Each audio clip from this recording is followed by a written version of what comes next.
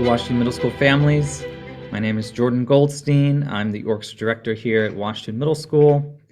Thank you so much for tuning in. This video is going to cover all three of my orchestra classes here at the school's 6th, 7th, and 8th grade orchestra. So my musical journey started when I was at a very, very young age, and I actually went to Washington Middle School. So I know the orchestra program very well from quite a long time ago. It's really wonderful to be back in the same building, doing something that was so important to me when I was a middle school student. Yeah, it's very, very, very wonderful. I also play viola with a lot of local orchestras throughout the Puget Sound area. So what do we do in orchestra? Of course, primarily in orchestra, we play our instruments. And so I like to break down the class in a couple different ways. We like to build what I like to call music literacy, the idea of how to read music, how to take those dots on the piece of paper and turn it into sound. Of course, to do that, we also have to develop musical technique with our instruments. It's another thing we focus on quite a bit. And what I like to call rehearsal techniques, so how we play together as one group. Our class really goes between all of those things, and really one of the hardest parts about music is students have to do all of those three things at the same time, all the time, even if we're focusing on one. So it's a challenge there, but I have wonderful students. All of those things, of course, come together when we perform, which is kind of our end of unit assessments really for the class to get into that kind of talk. I'll go over this briefly for the grading. Of course, students have what I like to call their orchestra homework, is to practice. They share with me how much they practice using a practice chart. I'll talk about this because every week it requires a parent or guardian's signature for students to get credit. So do help your students remember that every Monday their practice chart is due. In addition to the homework, they're also graded on some playing tests and occasionally a written test that we do in orchestra class. Students are always notified weeks before these tests happen, so they have all the chances they can to play and practice at home. Students are also graded on arriving to the concert. So these concerts are a required part of the class. This is how we perform. It's how we share everything we've learned with other people. Here's a list of some of our performances for this year. You can find these dates in the syllabus as well. Your student should have gotten a handout of the syllabus on the first day of school. It's also in Schoology as well. One change compared to last year is our concerts this year will be in the Olympia High School Performing Arts Center, so not in Washington Middle School gym like it was last year. Okay, our first concert is Thursday, November 20th. Sorry, Thursday, October 20th at 7:30 p.m. So please have the students arrive there at 7.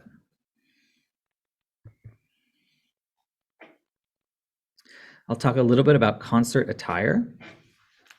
The syllabus has the most in-depth list of what you need to wear to the concert, but I really like to simplify it for everybody. So really all I'm looking for is black shoes, black pants, and a white shirt. So this is just a way that we can all look like we're in one group as we perform together. If obtaining any of these items is a difficulty for your family for any reason, please let me know and I will help find concert attire for any students that need it.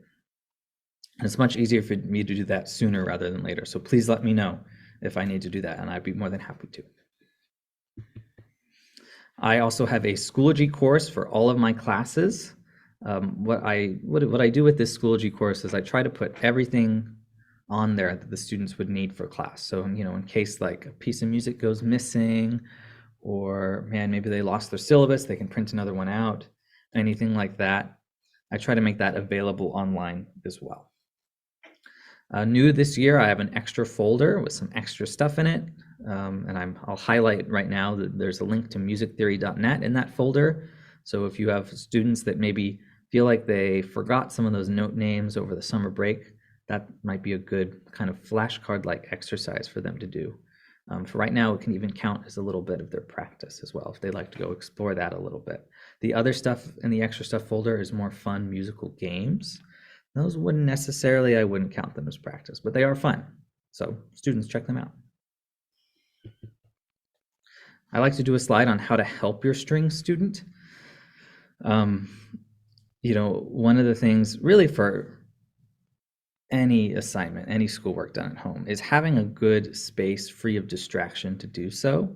So in whatever's possible for you and your family and your situation, having a space where the students can practice without much distraction is really going to help them get a lot more done in the time. And the other big thing I'll say on here is just being a positive influence to your student. I really try to go by a growth mindset in orchestra, in any class, but especially in music. There's students at all different skill levels going into the class. And I always encourage people to think about the growth that's happening throughout the school year, because everyone is getting better in different ways, and reflecting on that is really important. So whatever you can do that to help your child is great. And even something just saying like, hey, that sounds a lot better than it did 2 minutes ago. That's wonderful. That's wonderful. And that's really going to help them. The other thing that would be really helpful is helping them plan a little bit. So the other part of this, I'm going back to the practice chart homework assignment, is students have to plan when they're going to practice throughout the week. So for example, if you're in 6th grade, I ask you to practice 2 hours a week. And so students have to figure out, okay, when can I find those times in the day to practice so I can get an A on my practice chart at the end? We want to get away from situations where students maybe forget about practicing and then on Sunday they have to practice for 2 hours. Because one, that's not as good at building skills. It's better to practice a little bit every day than to practice a whole lot on one day. And two, that's not very fun to do on Sunday, So any way you can work with them and figure out, okay, maybe you can practice before school this day. Oh, maybe you can't practice this day because you have soccer practice or whatever. It can be really, really, really helpful for them. I'll talk a little bit about extra opportunities. So in addition to the awesome stuff we do in orchestra and school, there's many optional extra opportunities that students can participate in. The first one is the Junior All-State Orchestra. Those auditions are due soon. This is only for 7th and 8th graders, so 6th graders can't do this yet. They have to wait till next year. And essentially, your students will have the piece of paper that has some music on it that they have to record with me. I can send that recording in, and if they get accepted, then they can participate in the Junior All-State Orchestra. And normally it's in February. And this is students from all across the state coming together, and they find some amazing conductor to work with them for the day, and then they do a concert at night. So it's a really cool opportunity. If any students are interested in that, they can let me know, and I can help them figure out a time to make a recording. They might also want help on learning some of the music for the audition. We go over it briefly in class, but if this is something they really want to do, I encourage them to find a time with me as well to maybe work on it a little bit more. The other thing we can talk about is the solo ensemble contest. This happens in March. It's an awesome opportunity for students to play solos or to play in small chamber groups and work with an excellent panel of judges who will help give them a couple things that maybe they can work on.